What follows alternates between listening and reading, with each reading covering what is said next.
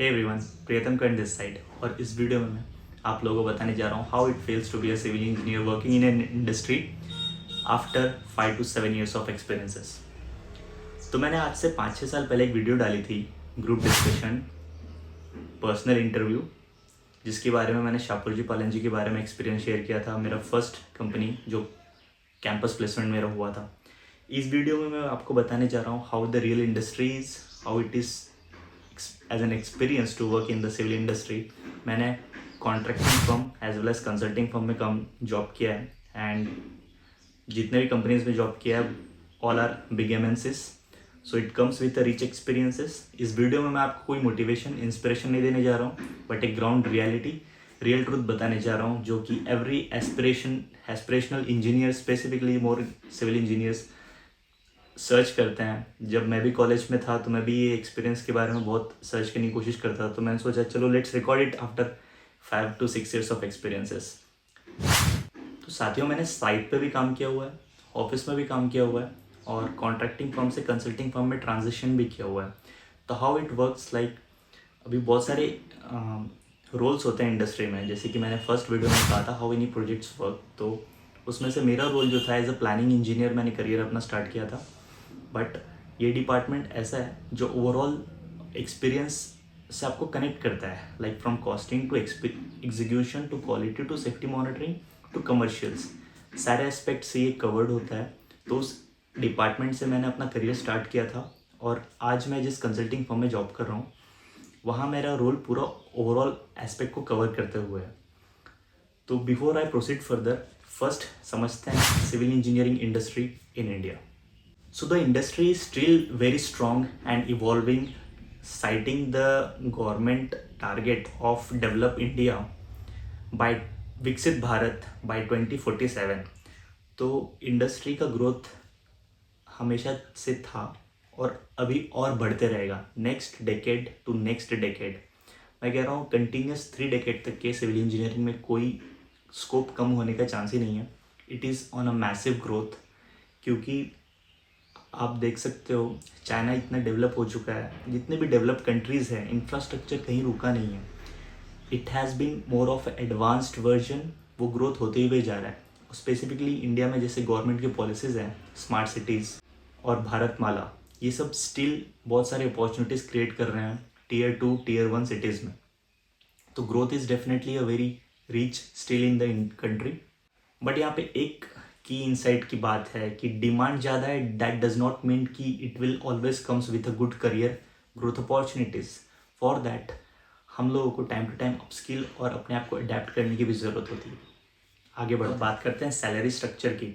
So civil engineering is still one of core branch में, जिसको हम लोग कहते हैं लाइक आज से अगर जो स्टूडेंट्स 6-7 years बैक जिन्होंने करियर स्टार्ट किया हो गया वो, या 1 decade बैक स्टार्ट किया होगा, उन्होंने कोर ब्रांच शब्द बहुत सुना होगा। अरे पेरेंट्स लोग कहते थे कोर ब्रांच ले ले, कोर ब्रांच ले ले। तो वही फोकस में ध्यान में रखते हुए हम सब लोगों ने मैकेनिकल, सिविल, इलेक्ट्रिकल, इलेक्ट्रॉनिक्स ये सब ब्रांचेस लिए थे। तो आज समय थोड़ा अलग है, लाइक जो आईटी और कंप्यूटर साइंस की और आर्टिफिशियल इंटेलिजेंस का करियर स्पेसिफिकली जिस तरह से बूम हो रहा है, उसमें फ़र्क है। लाइक सिविल इंजीनियरिंग में ऑन एन एवरेज 3 से 6 लाख के पैकेज से करियर स्टार्ट होता है आफ्टर ग्रेजुएशन और आफ्टर डिप्लोमा। वेरएज अगर आईटी वगैरह में आप देखें, गूगल, अमेज़न, अगर आप आईटी कंपनीज वगैरह में देखें तो career 6-3 direct 20 LPA, 30 LPA, 40 LPA, even for crore, वहाँ से भी पॉसिबिलिटी है, जो कि unlike in industry and core branches वो नहीं है सेम। आप फ्रेशर हो तो आपको यहीं से स्टार्ट करना होगा, या अगर आप IIT से पास आउट हो या अच्छे टॉप टियर कॉलेज से हो तो मे भी आपका मैक्सिमम 16 LPA या 20 LPA से स्टार्ट हो सकता है। मैं टाटा प्रोजेक्ट्स में जब था तो वहाँ पे IIT से जो ग्रेजुएट हुए स्टूडेंट आते हैं उनका पैकेज कुछ 16 LPA से स्टार्ट होता था, और जो NIT से आते थे उनका कुछ 8-9 से चालू होता था, और जो टॉप टियर कॉलेज से आते थे वो नॉर्मल 6-7 LPA पे करियर फ्रेश स्टार्ट करते थे। So this is starting point. अब बात करते हैं after 5 to 6 years of experiences. तो इसका भी एवरेज सेम ही है दोस्तों, 7 to 12 LPA is the package after 5 to 6 years of experiences. Average की मैं बात कर रहा हूँ, एक्सेप्शनल हमेशा रहता है। अगर किसी ने करियर में अच्छा ग्रो किया है, स्विच किया है मल्टीपल टाइम्स पे, तो may be you can cross that average bench mark about 12 LPA also, may be 15 और 20 LPA में भी रीच कर सकता है, पॉसिबिलिटी है इवन इन सिविल इंजीनियरिंग।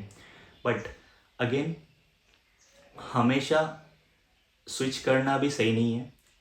एक कंपनी में भी रह के भी आप ग्रो कर सकते हो, बट अगेन डिपेंड करता है कि आप कैसे चूज़ करते हो, एक में रहना या स्विच करते हुए सीखते हुए आगे बढ़ते हुए रहना। So that all is different aspect, कभी डिटेल में इसके ऊपर डिस्कस करेंगे अगले वीडियो में। अब बात करते हैं रियल वर्क कंडीशन की। तो सिविल इंजीनियरिंग साइट्स पे या प्रोजेक्ट ऑफिसेस में या कंसल्टिंग इंडस्ट्री में वर्क एक्सपीरियंसेस कैसा होता है। तो वर्क बहुत डिमांडिंग है, like when you are on a residential project या फिर कमर्शियल प्रोजेक्ट, जो बड़े बड़े कॉम्प्लेक्सेस बिल्डिंग्स जिसमें कमर्शियल बिल्डिंग्स शॉप्स वगैरह होती है, उस टाइप के प्रोजेक्ट्स हो गए, या रेलवे ब्रिजेस, मेट्रो टनल्स, या मेरा इंडस्ट्रियल एक प्रोजेक्ट था टाटा प्रोजेक्ट्स में, ये बहुत हेवी प्रोजेक्ट था वो। तो this are the very demanding project जहाँ आपको डेडलाइंस होती है, तो आपको डे नाइट भी जॉब करना होता है। यस, शिफ्ट होते हैं, बट इंडिया में अभी भी, मतलब मैं इंडिया लेवल पे डायरेक्टली ऐसे नहीं कह सकता, but most of the companies में शिफ्ट अभी भी उतनी नहीं है कि जो एकदम 8 आवर्स को ध्यान में रखते हुए किया जाए। वो 8 आवर्स एक्सटेंड हो ही जाता है। तो कोई अगर दिन में जॉब करना है तो मोस्टली वही कंटिन्यू करता है नाइट तक के, 10 तक के। मैं अगेन ये बोल रहा हूँ, डेली नहीं होता है, कभी कभी ऐसा डिमांड आता भी है कि आपको रात को कंक्रीटिंग करानी पड़ सकती है अगर आप साइट इंजीनियर हो तो। वेर एज जो ऑफिस में जॉब करते हैं, जैसे कि प्लानिंग, बिलिंग, कमर्शियल, टेंडरिंग, ये वाले जो इंडस्ट्री डिपार्टमेंट्स हैं सिविल इंजीनियरिंग में, तो इन लोगों को भी ऐसा नहीं है कि 9 बजे आए और 5 बजे आउट कर लिए, नहीं है। On an average industry mindset ही है कि 12 आवर्स तक के तो होता ही है जॉब, 12 नहीं तो 10 आवर्स तो रहता ही है। 10 आवर्स के कम बहुत रेयरली, रेयरेस्ट ऑफ रेयर, ना के बराबर मैंने देखा है जो 10 आवर्स से कम सिविल इंजीनियरिंग में करता हो। तो ये ग्राउंड रियलिटी है of civil engineering work experiences. अब डेडलाइंस और ये सब चीज़ें आप कह रहे होंगे कि फिर ये प्रेशर क्यों आता है, जब पता है प्रोजेक्ट पहले से ही कि टाइम लगने वाला है, तो क्यों नहीं इसको रेगुलराइज किया जाता। तो civil engineering industry unregularised because the projects depends on weather condition. Weather वहाँ का कैसा है, रेन डिले कर सकता है, या गवर्नमेंट की पॉलिसीज़ हो सकती है, जैसे कि बीच में कोविड-19 आया था तो बहुत सारे प्रोजेक्ट 10-10 महीने पे हॉल्ट पे गए थे। तो ये सब से कैपेक्स फंड अटक जाता है, और फिर प्रोजेक्ट्स कंपनीज प्रॉफिट लॉस को ध्यान में रखते हुए वो बेयर करने के लिए टाइमलाइंस जो होता है ना, क्रंच हो जाता है।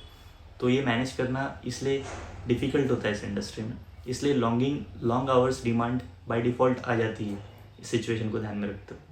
Cater the demand and to meet the project requirement. Well again depend करता है प्रोजेक्ट मैनेजर के ऊपर भी कि वो प्रोजेक्ट साइट पे कैसा हेल्दी इन्वायरमेंट क्रिएट करके रखता है अपने टीम्स के साथ। Dependency, task delegation, project manager बहुत होल एंड सोल होता है कोई भी सिविल इंजीनियरिंग प्रोजेक्ट का, जो अपने पूरे कंपनी को रिप्रेजेंट करता है, जो भी एम्प्लॉयज़ है, स्टाफ उसके अंडर काम करते हैं।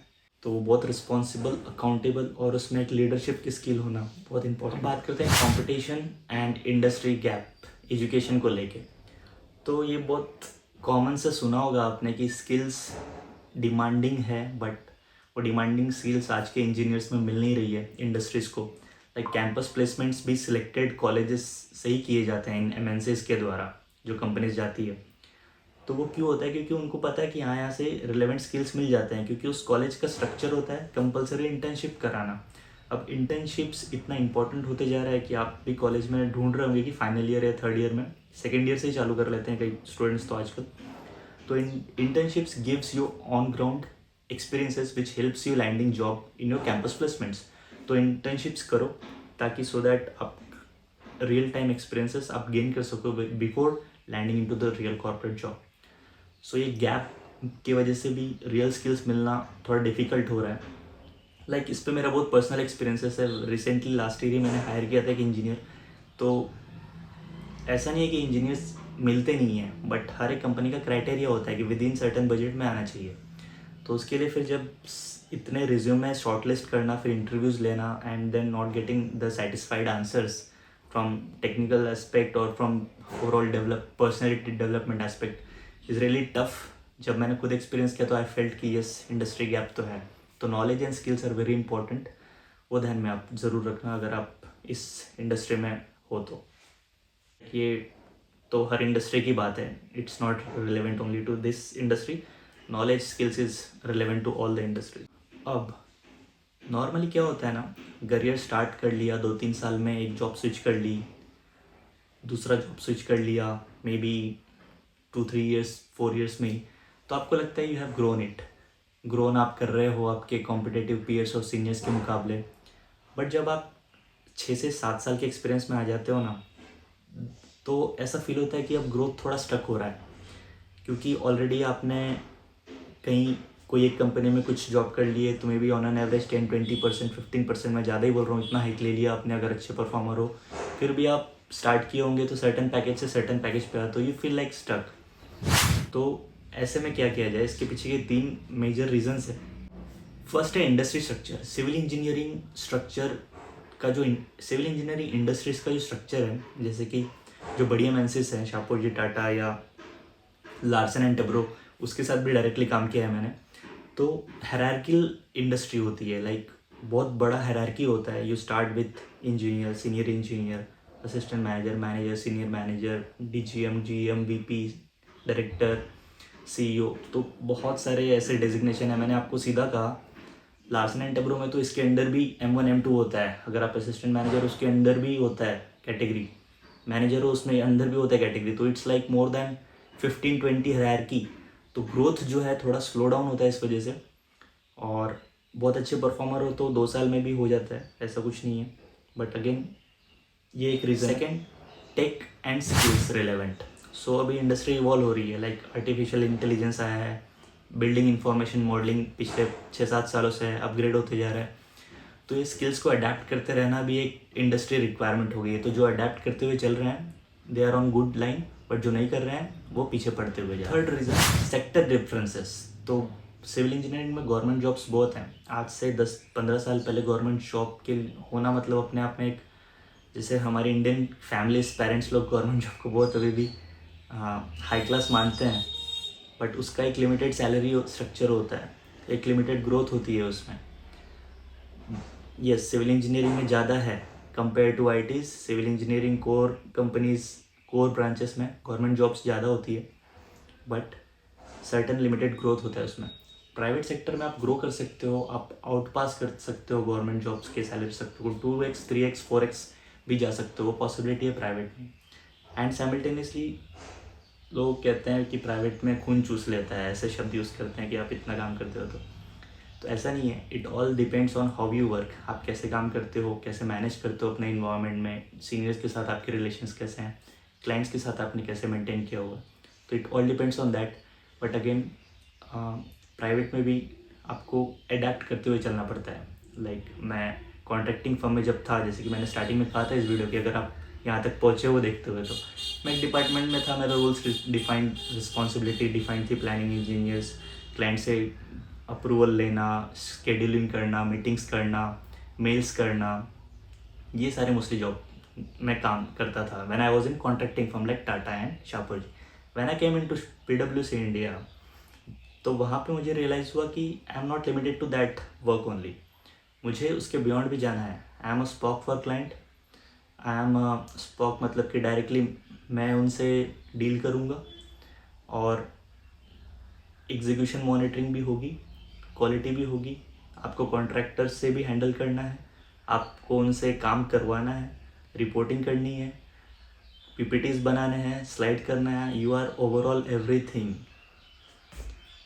तो अगर मैं कंसल्टिंग में आके बोलता कि नहीं मैं तो इतना ही करूँगा, तो नहीं होता। I would not have been fit properly with the industry. तो ऐसे अडेप्ट करते हुए अगर आप चलते हो, सीखते हो, लर्न करते हो, आपकी ग्रोथ होती है। तो ये 2 चैलेंजेस हैं इंडस्ट्री टेक को लेते हुए। अब last point, upgrading your career. So अब 6-7 साल के बाद if you feel you are stuck in this industry, तो आपको अपग्रेड करना है। कैसे आप करोगे? अपस्किल करो, सर्टिफिकेशंस लो, जैसे कि project management professional PMP, CAPM से स्टार्ट करो, certified associate in project management, because at the end आपको सब ऊपर लेवल पर मैनेज ही करना है। तो मैनेजमेंट के सर्टिफिकेशंस लो, ऑटोकैड सीख लो, तो बेसिक लेवल पे होता है। Then you start with Revit, BIM, all this skills will help you in grow definitely. Parallelly आप कोर्सेज करो, जैसे कि पर्सनैलिटी डेवलपमेंट वाला कंपनीज में होती है। तो once you gain this certifications ना, तो अगर आपको विद इन कंपनी आप सबमिट करते हो सर्टिफिकेशन तो भी ग्रोथ पॉसिबल है। हाँ, लोकेशन भी मैटर करता है, आप किस जगह पे जॉब कर रहे हो। जैसे कि मुंबई, मुझे लगता है मेरे एक्सपीरियंस के हिसाब से Mumbai is a very big hub for infrastructure, वहाँ बहुत सारी कंपनीज है। बैंगलोर में भी जॉब कर चुका हूँ मैं, but Bangalore is more of IT city compare to Mumbai. Mumbai बहुत बड़ा हब है कंस्ट्रक्शन के लिए, दिल्ली NCR भी बहुत बड़ा हब है। तो ये सिटीज़ में अपॉर्चुनिटीज़ बहुत है स्विच करने के लिए और ग्रो करने के लिए। वेर एज Tier 2 सिटीज़ जैसे कि नागपुर, इंदौर, मध्य प्रदेश, महाराष्ट्र, ये सब सिटीज़ भी ग्रो कर रही है, बट यहाँ भी बिग इंडस्ट्रीज़ आना बाकी है और आ रहे हैं। इंटरनेशनल कंसल्टिंग, अगर आप अब्रॉड मूव करना चाहते हो तो जैसे कि Saudi Arabia and Arab countries, ये सब जगह इंडस्ट्रीज सिविल इंजीनियरिंग की बहुत है, जो कि इंडिया के पास भी है। तो मोस्ट ऑफ द हमारे मल्लूज जो हैं केरलाइट्स, वो तो वहीं पे स्विच कर लिया। मेरा एक दोस्त है, वो भी मुझे बहुत सजेस्ट कर रहा था। When again it is a personal priority कि आप इंडिया में रह के जॉब करना चाहते हो या बाहर जाना चाहते हो। तो बाहर जाओगे तो ग्रोथ है डेफिनेटली, सिविल इंजीनियरिंग की बहुत डिमांड है। तो final reality, yes, civil engineering is growing in India and it is growing very fast. Like we build roads, bridges, metros, buildings, but that does not guarantee you a growthful career opportunity. For that you have to adapt, learn and grow along with the industry. So I hope ये video से आपको कुछ real insights मिले होंगे. If you want a video comparing my experiences of working with Shapoorji, Tata and PwC, so please comment down मुझे करके बताइएगा which companies and which career pays you more and give you a stable career growth. तो मुझे comment करके बताना ज़रूर. And also subscribe if you want real industry based experiences and country economics. Thank you for watching.